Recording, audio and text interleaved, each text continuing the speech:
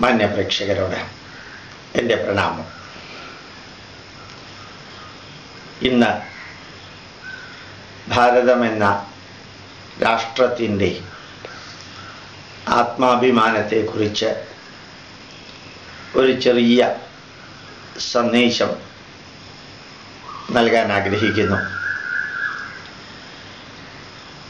ഒരു രാഷ്ട്രത്തിൻ്റെ, ഭാരതത്തിൻ്റെ പൗരൻ എന്ന നിലയിൽ മാത്രമാണ് ഭാരതത്തെയും ഭാരതീയ സംസ്കാരത്തെയും അഭിമാനത്തിൻ്റെ പ്രതീകമായിട്ടെടുക്കുന്ന ഒരു വ്യക്തി എന്നുള്ള നിലയിലും ഇനിയൊരു 10 ജന്മമുണ്ടെങ്കിൽ ആ 10 ജന്മവും ഭാരതീയനായി തന്നെ ജനിക്കണമേ എന്ന് പ്രാർത്ഥിക്കാൻ നിരന്തരം സമയം കണ്ടെത്തുന്ന വ്യക്തി എന്നുള്ള നിലയിലും 1993 കാനഡയിലെ യൂണിവേഴ്സിറ്റി ഓഫ് ആൽബർട്ടയിൽ വിസിറ്റിംഗ് സയൻറ്റിസ്റ്റായിട്ട് പ്രവർത്തിച്ച കാലത്ത് കനേഡിയൻ സിറ്റിസൺഷിപ്പ് തരാമെന്നും കാനഡയിൽ തന്നെ യൂണിവേഴ്സിറ്റിയിൽ തന്നെ പ്രവർത്തിക്കണമെന്ന് അവിടുത്തെ ഡിപ്പാർട്ട്മെൻറ്റ് ഹെഡ് ഡയറക്ടറും പറഞ്ഞത് തിരസ്കരിച്ച വ്യക്തി എന്നുള്ള നിലയിലും മാത്രമാണ് ഞാൻ നിങ്ങളോട് ഈ സന്ദേശം നൽകുന്നത്. പ്രവാസി ഭാരതീയരോട്, പ്രത്യേകിച്ചും പ്രവാസി കേരളീയരോടുള്ള ഒരു അഭ്യർത്ഥനയാണ് ഞാനിപ്പോൾ നിങ്ങളുടെ മുമ്പിൽ സമർപ്പിക്കുന്നത്. ഭാരതം എന്ന രാഷ്ട്രം ഒരു 10,000 വർഷത്തെ പാരമ്പര്യമുള്ള രാഷ്ട്രമാണ്. ഡോക്ടർ APJ അബ്ദുൽ കലാം പറഞ്ഞതുപോലെ നമ്മളൊരു രാഷ്ട്രത്തെയും മിലിറ്ററിയുടെ ശക്തി കൊണ്ട് കീഴടക്കാനായിട്ട് ശ്രമിച്ചിട്ടില്ല. മിലിറ്ററിയുടെ ശക്തി കൊണ്ട് കീഴടക്കാൻ, ഭാരതത്തെ കീഴടക്കാൻ വരുന്നവരെ നമ്മൾ വെറും കൈയോടെ തിരിച്ചയച്ചിട്ടുമില്ല. അതുകൊണ്ട് ധർമ്മബോധം നിലനിൽക്കുന്ന ഒരു രാഷ്ട്രത്തിൻ്റെ, ലോകത്തിൻ്റെ തന്നെ ആത്മീയവും ധാർമ്മികവുമായ തലസ്ഥാനമായ ഭാരതത്തിൻ്റെ മക്കൾ ഇന്ന് മിഡിൽ ഈസ്റ്റ് രാജ്യങ്ങളിലും സൗദി അറേബ്യയിലുമെല്ലാം അറസ്റ്റിലാകുന്ന കാഴ്ച കണ്ടും കേട്ടും അവിടെയുള്ള ഭാരതീയർക്ക് വേണ്ടി ഭാരതത്തിലെ ഭരണാധികാരികൾ അവിടെയുള്ള ഭരണാധികാരികളോട് മാപ്പപേക്ഷിക്കുന്ന രീതിയിൽ കെഞ്ചുന്നത് കണ്ടിട്ടും ഭാരതീയന് വേണ്ടി എല്ലാം ചെയ്യണമെന്ന് വിദേശത്തിലെ ഭരണാധികാരികളോട് നമ്മുടെ ഭരണാധികാരികൾ അഭ്യർത്ഥിക്കുന്ന വേദനാജനകമായ ആ കാഴ്ച കണ്ടും ഞാൻ നിങ്ങളോട് അഭ്യർത്ഥിക്കുകയാണ്. ഭാരതം ഭരിച്ച ധാരാളം വിദേശികളുണ്ട്. ഫ്രഞ്ചുകാരും ഡച്ചുകാരും പോർച്ചുഗീസുകാരും ഇംഗ്ലീഷുകാരും സ്പെയിൻകാരുമെല്ലാം.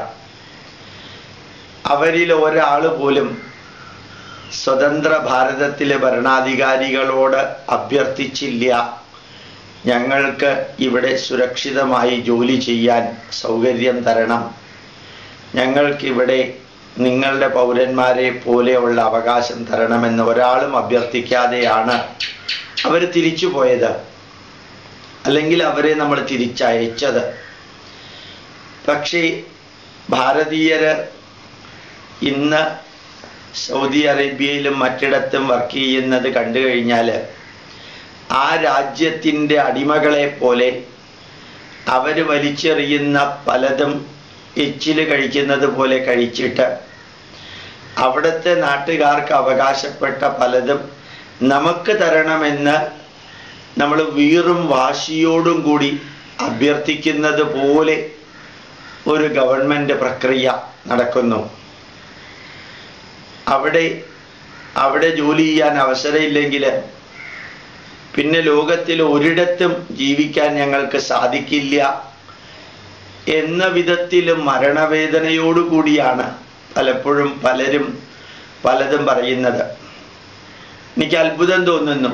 മുസ്ലിം മന്ത്രിമാരാണ് ഇതിന് ഏറ്റവും അധികം മുൻകൈ എടുക്കുന്നത് എന്നുള്ളത് ഒരു പക്ഷേ ഇത് മുസ്ലിങ്ങളെ കൂടുതൽ ബാധിക്കുന്നു എന്നുള്ളത് കൊണ്ടാവാം. നിങ്ങൾ മുസ്ലിങ്ങളായാലും ക്രിസ്ത്യാനികളായാലും ഹിന്ദുക്കളായാലും നിങ്ങൾ ആരും സൗദി അറേബ്യയിൽ ജനിച്ചു വളർന്നവരല്ല, യെരുശലേമിലും ഇസ്രായേലിലും ജനിച്ചു വളർന്നവരല്ല. പരമപവിത്രമായ ഭാരതത്തിൻ്റെ രക്തമാണ് നിങ്ങളിലുള്ളത്.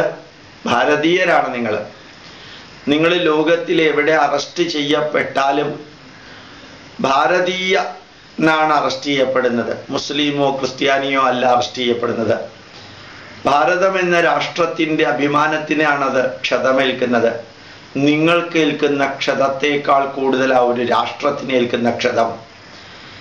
നിങ്ങൾ തെറ്റ് ചെയ്തിട്ടോ വിസ ഇല്ലാതെയോ പാസ്പോർട്ട് ഇല്ലാതെയോ കള്ളത്തരത്തിലൂടെയോ അവിടെ ചെന്ന് പെട്ട് ജോലി ചെയ്ത് അവസാനം ജയിലിൽ പോകുമ്പോൾ അത് ഭാരതത്തിൻ്റെ തെറ്റല്ല, ഭാരതത്തിലെ ഭരണാധികാരികളുടെ തെറ്റുമല്ല, അത് നിങ്ങളുടെ തെറ്റാണ്. ഞാൻ മുറിവിൽ ഉപ്പോ മുളകോ തേക്കുകയല്ല, പക്ഷേ നിങ്ങൾക്ക് പറ്റുന്ന ഓരോന്നും ഭാരതത്തിൻ്റെ ആത്മാഭിമാനത്തെയാണ് ക്ഷതമേൽപ്പിക്കുന്നത് എന്ന സത്യം പറയാൻ നിങ്ങളിൽ നിന്ന് പൈസ വാങ്ങിക്കുന്ന രാഷ്ട്രീയക്കാർക്ക് ഒരു പക്ഷേ സാധിച്ചു എന്ന് വരില്ല. മറിച്ച് ഞാൻ നിങ്ങളോട് അഭ്യർത്ഥിക്കുന്നു, ഇന്ന് ഭാരതം എന്ന രാഷ്ട്രത്തിൽ ജോലിക്ക് ഒരു ക്ഷാമവും ഇല്ല. ഇന്ന് കേരളത്തിൽ ജോലി ചെയ്യാൻ ഒരു തമിഴനെയും കിട്ടാനില്ല. കേരളത്തിൽ ജോലി ചെയ്യാൻ ഒരു ആന്ധ്രക്കാരനെയോ ബീഹാറിയെയോ ആരെയും കിട്ടാനില്ല. ഒരു പക്ഷേ ചുമന്ന കൊടി പിടിച്ച് നോക്കുകൂലിയും നോക്കാത്ത കൂലിയും വാങ്ങിച്ച് രാഷ്ട്രത്തെ ഭരിച്ച ബംഗാളിൽ നിന്ന് മാത്രം കുറച്ചു പേരെ ജോലിക്കുന്ന കേരളത്തിൽ കിട്ടാനുണ്ട്. ആ ബംഗാൾ ഒന്ന് വികസിച്ചാൽ പിന്നെ ബംഗാളിയെയും കിട്ടില്ല, ആസാമിനെയും കിട്ടില്ല. ഭാരതത്തിലെ ഓരോ സംസ്ഥാനവും അത് കോൺഗ്രസ് ഭരിക്കട്ടെ അല്ലെങ്കിൽ BJP ഭരിക്കട്ടെ കമ്മ്യൂണിസ്റ്റുകാർ ഭരിക്കട്ടെ, അവിടെ ഇന്ന് അസാധാരണമായ വികസനം നടക്കുന്നു. ഇന്ന് നിങ്ങൾ കേരളത്തിൽ വന്നു കഴിഞ്ഞാൽ നിങ്ങൾക്കറിയാൻ സാധിക്കും, യഥാർത്ഥത്തിൽ ഒരു നല്ല കാർപ്പൻ്റർക്ക് കേരളത്തിൽ 1000 രൂപയുണ്ട്. ഒരു നല്ല മെയ്സണ് 800 രൂപയുണ്ട് ശമ്പളം. ഒരു പെയിൻറ്റർ കോൺട്രാക്റ്റ് എടുക്കുകയാണെങ്കിൽ ഈ വീട് മുഴുവനും ഞാൻ പെയിൻറ് ചെയ്ത് തരാമെന്ന് പറഞ്ഞൊരു 30,000 രൂപയ്ക്ക് കോൺട്രാക്റ്റ് എടുക്കുകയാണെങ്കിൽ 3 ദിവസം രാപ്പകൽ വർക്ക് ചെയ്താൽ അയാൾക്ക് 30,000 രൂപ കിട്ടാൻ ഒരു വിഷമമില്ല. ഇന്ന് കേരളത്തിൽ ജോലിക്ക് ഒരാളെയും കിട്ടാനില്ല. നിങ്ങൾ എന്തിനും മറ്റുള്ളവരുടെ അടിമയായിട്ട് വിദേശികളുടെ മുമ്പിൽ പഞ്ചപുച്ഛവും അടക്കിയിട്ട് രാപ്പകൽ ഈ 52 ഡിഗ്രിയിൽ വർക്ക് ചെയ്യുന്നു മക്കളെ എന്ന് ചോദിക്കണമെന്ന് നിങ്ങളുടെ കുടുംബാംഗങ്ങളിൽ ഒരാളായ ഗോപാലകൃഷ്ണൻ ആഗ്രഹിക്കുകയാണ്. കേരളത്തിലേക്ക് തിരിച്ചു വന്നൂടെ? കേരളത്തിൽ നോക്കുകൂലിയും ചുമട്ടുകൂലിയും എല്ലാം ഉണ്ട്. ഇവിടെ ഒന്നും തുടങ്ങാൻ സാധിക്കില്ല എങ്കിൽ വേണ്ട, കേരളത്തിന് പുറത്ത് ചെയ്തൂടെ? നിങ്ങൾക്ക് തമിഴ്നാട്ടിലോ കർണാടകത്തിലോ ആന്ധ്രയിലോ മഹാരാഷ്ട്രയിലോ നിങ്ങൾ പോയാൽ 2 കയ്യും നീട്ടി നിങ്ങളെ സ്വാഗതം ചെയ്യാൻ അവിടുത്തെ ഇൻഡസ്ട്രിയൽ ഗ്രൂപ്പുകാരുണ്ട്. അവിടെ നിങ്ങൾക്ക് എല്ലാം ചെയ്തു തരും. നിങ്ങൾ ഭാരതത്തിൻ്റെ ഏത് സംസ്ഥാനത്തിൽ പോയാലും ചെയ്തു തരും. ഇന്ന് കേരളത്തിലും ചെറുകിട വ്യവസായങ്ങൾ തുടങ്ങിയവരുണ്ട്. അവർക്കൊന്നും അത്രയും വലിയ പ്രോബ്ലം ഒന്നുമില്ല.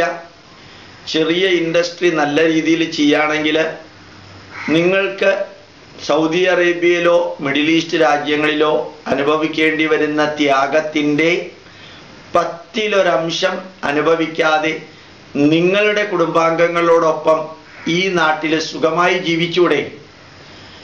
എന്തിനാ മധ്യപൂർവേഷ്യയിലെ മിഡിൽ ഈസ്റ്റ് രാജ്യങ്ങളിലെ ജയിലുകളിൽ കിടന്ന് നരകിക്കുന്നത്? നിങ്ങൾ അവിടെ പലരും നല്ല ചാർട്ടേഡ് അക്കൗണ്ടൻ്റോ ഡോക്ടറോ അല്ലെങ്കിൽ ഏറ്റവും ഉന്നത സ്ഥാനത്തിലുള്ള CEO MDയോ മാനേജറോ സ്വന്തം കമ്പനിയോ ഒക്കെ ഉള്ളവരുണ്ട്. അവർ മുതൽക്ക് ഏറ്റവും ചുവട്ടിൽ തോട്ടിപ്പണി ചെയ്യുന്നവർ വരെ മലയാളികൾ അവിടെ ഉണ്ട്.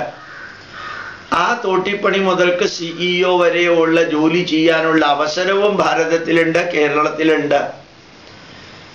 അതുകൊണ്ട് ഇന്നൊരു നല്ല ജോലിക്കാരനെ കിട്ടുക എന്ന് പറഞ്ഞാൽ കേരളത്തിലൊരു സ്വപ്നമാണത്. ഞാൻ അറിഞ്ഞുകൊണ്ട് പറയുകയാണ്. ഒരു കസേരയിൽ ഇരുന്നു കൊണ്ട് ഒരു ക്യാമറയുടെ മുമ്പിൽ ഒരു പ്രഭാഷണം നടത്തുന്ന ആളുടെ ലാഘവത്തോടു കൂടി പറയുകയല്ല. ഇന്ന് ഒരു ടീച്ചറെ കിട്ടാൻ ഒരുപക്ഷെ 30,000 50,000 രൂപ ശമ്പളം കിട്ടിയെന്ന് വരില്ല.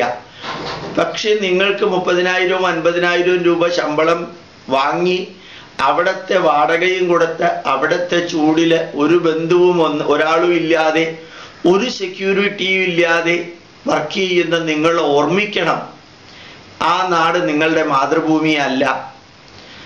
ആ നാട് നിങ്ങൾക്ക് സ്ഥിരമായിട്ട് ജോലി തരില്ല. എങ്ങനെയാണോ ഇംഗ്ലീഷുകാരെയും ഫ്രഞ്ചുകാരെയും പോർച്ചുഗീസുകാരെയും നമ്മൾ പുറത്തേക്ക് ആക്കിയത്, അതുപോലെ ഇന്നല്ലെങ്കിൽ നാളെ ആ നാട്ടുകാർ നിങ്ങളെ പുറത്താക്കാതിരിക്കില്ല.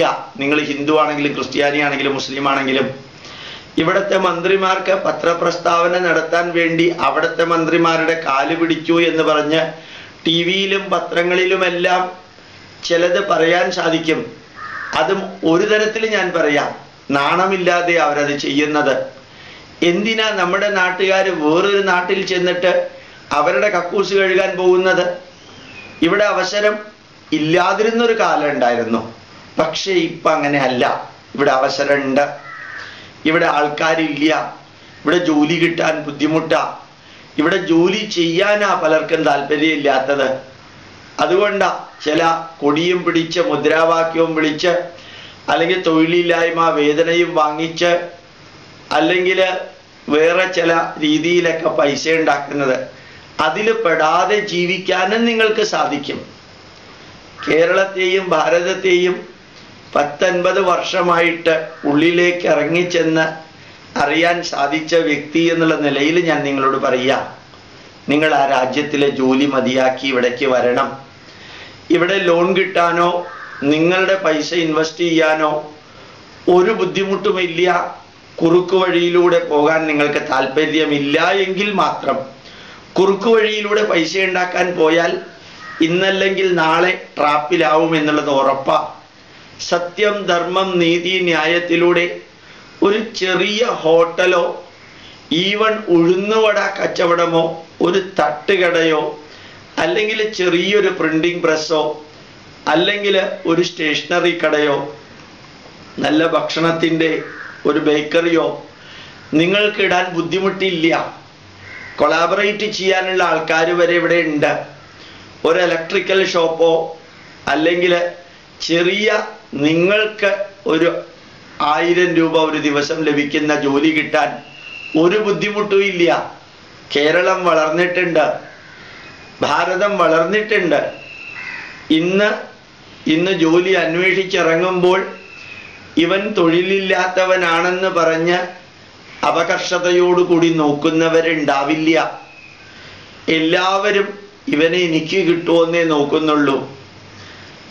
ഏത് സ്ഥലത്ത് പോയാലും നിങ്ങൾക്ക് സാധിക്കുന്ന വിധത്തിലുള്ള ആത്മാർത്ഥതയും സമർപ്പണ ബോധവും കുറെയെല്ലാം ത്യാഗമനോഭാവവും ഉണ്ടെങ്കിൽ ഇവിടെ നിങ്ങൾക്ക് വളരെ ഗംഭീരമായിട്ട് ഉയരാം. ഇവിടെ നല്ല സ്കൂളുകളിൽ അഡ്മിഷൻ കിട്ടാൻ, നല്ല കോളേജുകളിൽ അഡ്മിഷൻ കിട്ടാൻ, നല്ലൊരു ഡിഗ്രി വാങ്ങിക്കാൻ ഇന്ന് ഭാരതത്തിലുള്ള അത്രയും അവസരം ലോകത്തിൽ ഒരിടത്തും ഇല്ല. ഈ ഫീസിന്, വളരെ താഴ്ന്ന ഫീസിന് അതിനുള്ള സൗകര്യമുണ്ട്. വിദ്യാഭ്യാസത്തിന് സൗകര്യമുണ്ട്, ജോലിക്ക് സൗകര്യമുണ്ട്, സ്വയം തൊഴിൽ കണ്ടെത്താൻ സൗകര്യമുണ്ട്, തന്നെത്താനെ നന്മകൾ ചെയ്യാനുള്ള സൗകര്യമുണ്ട്. പുറമേ പത്രമാധ്യമങ്ങളിൽ വരുന്ന തിന്മകളൊന്നും ഉള്ളിലേക്ക് ഇറങ്ങിച്ചെന്നാലേ ഇല്ല. കുറേയെല്ലാം നമ്മുടെ രാഷ്ട്രം, നമ്മുടെ ധർമ്മം എന്ന വീക്ഷണത്തോടു കൂടി ചേർത്ത് പ്രവർത്തിക്കുകയാണെങ്കിൽ അതിൻ്റെ ഒരു സംതൃപ്തിയും കൂടി ഇല്ലേ? എൻ്റെ രാഷ്ട്രത്തിന് വേണ്ടി, എൻ്റെ സമൂഹത്തിന് വേണ്ടി, എൻ്റെ ജനതയ്ക്ക് വേണ്ടി ഞാൻ പ്രവർത്തിക്കുന്നു. ഇപ്പൊ നിങ്ങൾ ആർക്ക് വേണ്ടിയാ പ്രവർത്തിക്കുന്നത്? വിദേശികൾക്ക് വേണ്ടി. എന്നെങ്കിലും നിങ്ങളെ ചവിട്ടി പുറത്താക്കുമെന്ന് ഉറപ്പുള്ള വ്യക്തികൾക്ക് വേണ്ടി. ലോകത്തിലെ ഒരു രാജ്യവും വിദേശികളെ അവനവന്റെ മണ്ണില് സംരക്ഷിക്കില്ല എന്ന പച്ച യാഥാർത്ഥ്യം അറിയാത്തവരാരെങ്കിലും ലോകത്തിലുണ്ടെങ്കിൽ ഇവിടുത്തെ മുസ്ലിം മന്ത്രിമാര് മാത്രം. അവരിത്രയും അധികം ത്യാഗം സഹിക്കുന്നതും മുസ്ലിങ്ങൾക്ക് വേണ്ടിയിട്ടാണെന്ന് കൂടി നിങ്ങൾ മറക്കരുത്. ഞാൻ ഇടുങ്ങിയ മനസ്സോടുകൂടി ചിന്തിക്കുകയല്ല. സൗദി അറേബ്യയിൽ പ്രശ്നം ഉണ്ടായാൽ ഏറ്റവും കൂടുതൽ ആൾക്കാർ തിരിച്ചു വരുന്നത് മലപ്പുറത്തേക്കായിരിക്കുമെന്നും ആ മലപ്പുറത്തുകാരുടെ പൈസ കൊണ്ടായി മുസ്ലിം ലീഗ് മന്ത്രിമാരും മുസ്ലിം മന്ത്രിമാരും ഇലക്ഷൻ ജയിച്ചതെന്നും അതുകൊണ്ട് ആ മുസ്ലിങ്ങളെ സൗദി അറേബ്യയിൽ നിലനിർത്തേണ്ടത് ഇവിടുത്തെ മുസ്ലിം മന്ത്രിമാരുടെ ആവശ്യമായതുകൊണ്ട് മാത്രമാണ് അവർ ഈ ത്യാഗം സഹിക്കുന്നത്. അല്ലെങ്കിൽ അവർ സഹിക്കില്ല, ഉറപ്പാണ്. അവർക്ക് അവരുടേതായിട്ടുള്ള ഹിഡൻ അജണ്ടയുണ്ട്. അത് ഈ രാഷ്ട്രത്തിനോട് സ്നേഹമോ ബഹുമാനമോ ഉണ്ടായിട്ടോ ഇല്ലായിരുന്നിട്ടോ എന്നൊന്നും എനിക്ക് അറിഞ്ഞൂടാ. അവർക്ക് കുറെ സമ്പത്ത് ഉണ്ടാക്കാൻ ഏത് രാഷ്ട്രത്തിൽ കാല് പിടിച്ച് സ്വന്തം മാതൃഭൂമിയുടെ ആത്മാഭിമാനം പണയപ്പെടുത്തിയാലും ഒരു പ്രശ്നവുമില്ലാതെ അവരൊരു പക്ഷെ മുമ്പോട്ട് പോയേക്കാം. അതുപോലെ പല രാഷ്ട്രീയ പാർട്ടിക്കാർക്കുമുണ്ട്. അവർക്ക് ഈ രാഷ്ട്രം എന്ന ബോധമോ മാതൃഭൂമി എന്ന ബോധമോ അതൊന്നും അവർക്ക് പ്രശ്നമല്ല. അവർക്ക് അവരുടെ കാര്യം, അവരുടെ ശമ്പളം, അവരുടെ ജോലി, അവരുടെ വീടിൻ്റെ സുഖം, അവരുടെ കാര്യങ്ങൾ അത് ലോകത്തിലെ ഏത് ഭരണാധികാരിയുടെ കാല് പിടിച്ചിട്ടാണെങ്കിലും മറ്റൊരർത്ഥത്തിൽ അവരുടെ ആരുടെ ചെരുപ്പ് തുടച്ചിട്ടായാലും അവരുടെ ആരുടെ കക്കൂസ് കഴുകിയിട്ടായാലും നമുക്ക് പൈസ കിട്ടണം, നമുക്ക് ബാക്കിയുള്ള കാര്യം ചെയ്യണം. ആത്മാഭിമാനമുള്ളൊരു രാഷ്ട്രമാണെങ്കിൽ, ആത്മാഭിമാനത്തിൻ്റെ ചൈതന്യം മുഖത്തുണ്ടെങ്കിൽ ഈ രാഷ്ട്രത്തിൽ നിന്ന് പുറത്തുപോയ നിങ്ങളെ അവിടുത്തെ ഭരണാധികാരികൾ അറസ്റ്റ് ചെയ്താൽ ആ ക്ഷതമേൽക്കുന്നത് ഈ ഭാരതത്തിൻ്റെ ആത്മാഭിമാനത്തിനാണ് എന്ന് മറക്കരുത്. ആത്മാഭിമാനമുണ്ടെങ്കിൽ രണ്ടു നേരം ചോറ് കഴിക്കാൻ സാധിക്കുമോ എന്നൊരു പക്ഷെ ചോദിക്കാം. പലപ്പോഴും ആത്മാഭിമാനം ചോറ് കഴിക്കുന്നതിനേക്കാൾ വലുതാണ് എന്ന് രാഷ്ട്രസ്നേഹമുള്ളവൻ തിരിച്ചറിയണം.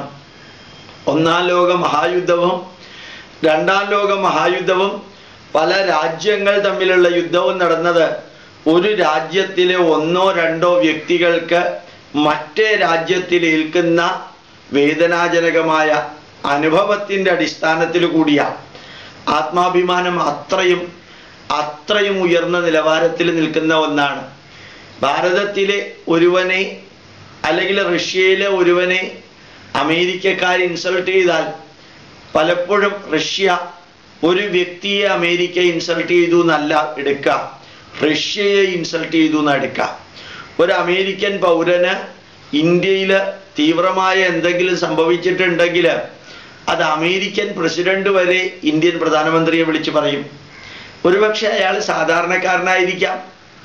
സാധാരണക്കാരനാണെങ്കിൽ പോലും ഒരു രാജ്യത്തിലെ ഒരു വ്യക്തിക്ക് മറ്റൊരു രാജ്യത്തിൽ ഉണ്ടാകുന്ന തിക്താനുഭവങ്ങൾ രാജ്യങ്ങൾ തമ്മിലുള്ള ബന്ധത്തെ പോലും ഉലയ്ക്കാൻ കാരണം ഈ ഏത് വ്യക്തിക്കാണോ വേദനാജനകമായ അനുഭവം ഉണ്ടായത് ആ വ്യക്തിക്ക് ആ രാഷ്ട്രത്തിൻ്റെ ആത്മാഭിമാനത്തെ കൂടി സ്വാധീനിക്കാൻ സാധിക്കുന്നത് കൊണ്ടാണ്. ഇന്ന് പത്രം തുറന്നു നോക്കുമ്പോൾ കാണാൻ സാധിക്കുന്നത് കുവൈറ്റില് 4000-ഓളം പേർ ഇന്ത്യക്കാരെ അറസ്റ്റ് ചെയ്തു എന്നാണ്. ഒരു രാഷ്ട്രത്തിന് തലതാഴ്ത്താൻ ഇതിനേക്കാൾ കൂടുതൽ എന്താ വേണ്ടത്? 4000 പേരെ അറസ്റ്റ് ചെയ്യാനുള്ള കാരണം എന്താ? കയ്യിൽ വിസയില്ല, ഡോക്യുമെന്റ് ഇല്ല, മറ്റൊരു രാജ്യത്തിൽ ഭിക്ഷക്കാരെ പോലെ ജീവിക്കാൻ ഒരല്പം ആത്മാഭിമാനം ഇല്ലാതെ വന്നതിൻ്റെ കുറവ്.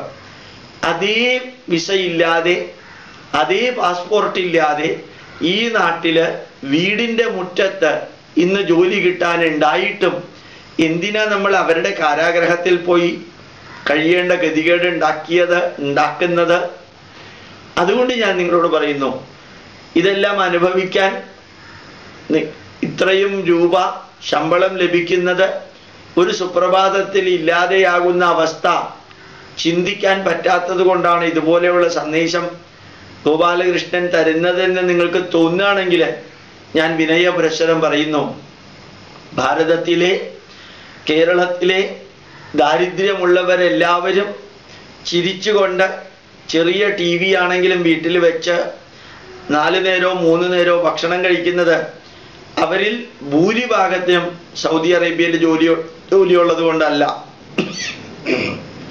അത് ഈ നാട്ടിലുള്ള ജോലി, അത് റോഡ് പണിയായാലും തോട് പണിയായാലും ഫ്ലാറ്റ് നിർമ്മാണമായാലും പെയിന്റിംഗ് ആണെങ്കിലും മത്സ്യ കച്ചവടമാണെങ്കിലും അല്ലെങ്കിൽ കൃഷിയാണെങ്കിലും പശുവിനെ വളർത്തലാണെങ്കിലും ഈ നാട്ടില് നമുക്ക് സ്വന്തം കാലിൽ നിന്ന് പണിയെടുക്കാനുള്ള അത്രയും ജോലി ഇന്നുണ്ട് എന്നുറപ്പാണ്.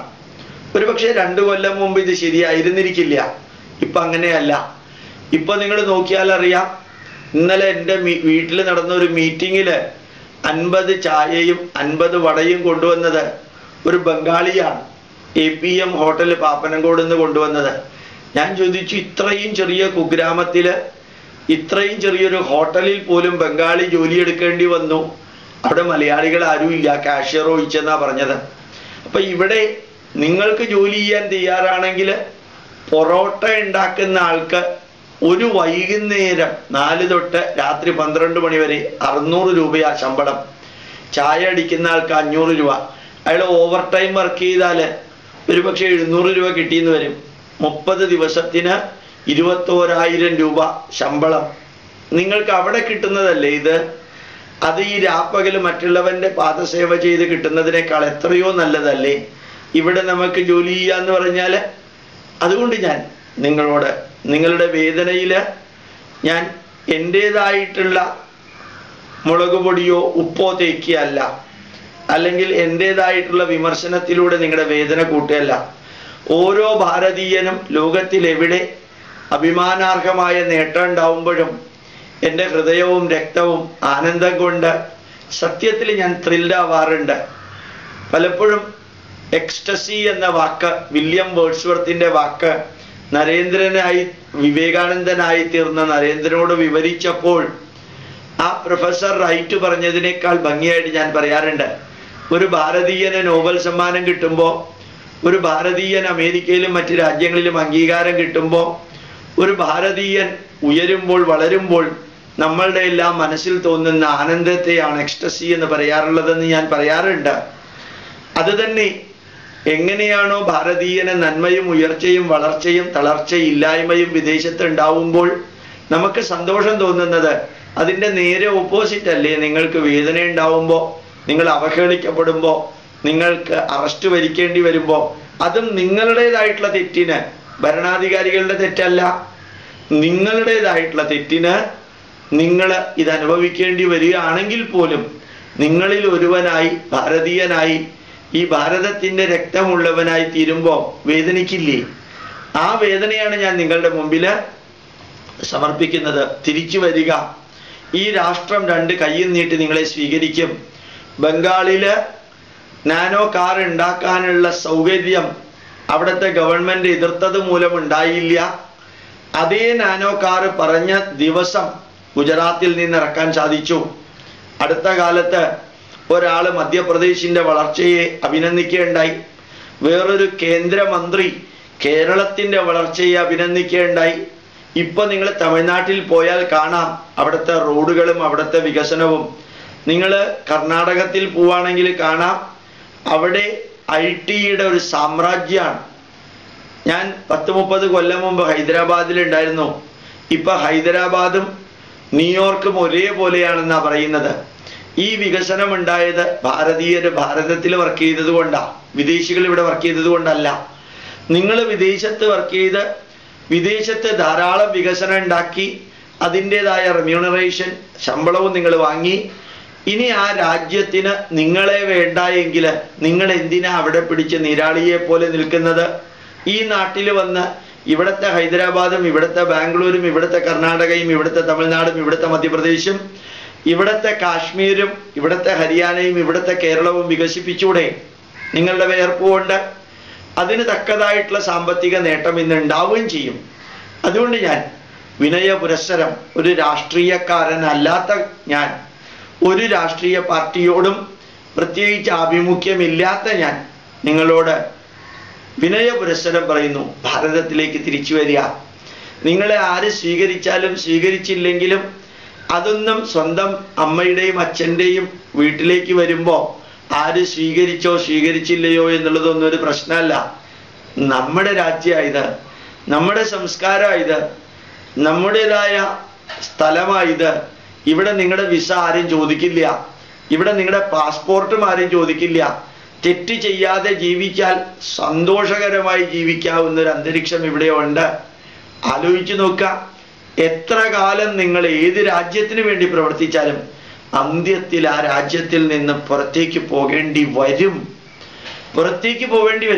അവിടുത്തെ സിറ്റിസൺഷിപ്പ് നിങ്ങൾക്ക് കിട്ടിയാൽ പോലും അവിടെ തുടരാൻ സാധിക്കുമെന്ന് ഉറപ്പൊന്നുമില്ല. ആ നാട്ടിലെ ഒറിജിനൽസിന് കിട്ടുന്ന ഒരു പരിഗണനയും നിങ്ങൾക്ക് കിട്ടില്ല, നിങ്ങൾ അവിടുത്തെ സിറ്റിസൺ ആയാൽ പോലും. അപ്പോ സിറ്റിസൺ അല്ലാതെ അവിടുത്തെ കൂലിവേല ചെയ്ത് ജീവിക്കുന്ന നിങ്ങൾക്ക് നമസ്തേ പറഞ്ഞ്, സലാം പറഞ്ഞ്, ശുക്രിയ പറഞ്ഞ് ഈ നാട്ടിലേക്ക്, എൻ്റെ നാട്ടിലേക്ക്, നമ്മുടെ നാട്ടിലേക്ക്, നമ്മുടെ ഭാരതത്തിലേക്ക് ആത്മാഭിമാനത്തോടു കൂടി തിരിച്ചു വരാൻ സാധിക്കില്ലേ? നിങ്ങൾക്ക് ആത്മാഭിമാനത്തോടു കൂടി തിരിച്ചു വരാൻ സാധിക്കട്ടെ. അവിടുത്തെ ഭരണാധികാരികളുടെയും ജോലിക്കാരുടെയും കാല് പിടിച്ച് അവിടെ കടിച്ചു തൂങ്ങി അവര് എറിയുന്ന എച്ചിൽ കഷണം കഴിച്ച് ജീവിക്കേണ്ട ഗതികേട് പരമപവിത്രമായ ഭാരതത്തിൻ്റെ മകളായ നിങ്ങൾക്ക് ഉണ്ടാവാതിരിക്കട്ടെ എന്ന് പ്രാർത്ഥിക്കുന്നു. പ്രണാമം, നമസ്കാരം.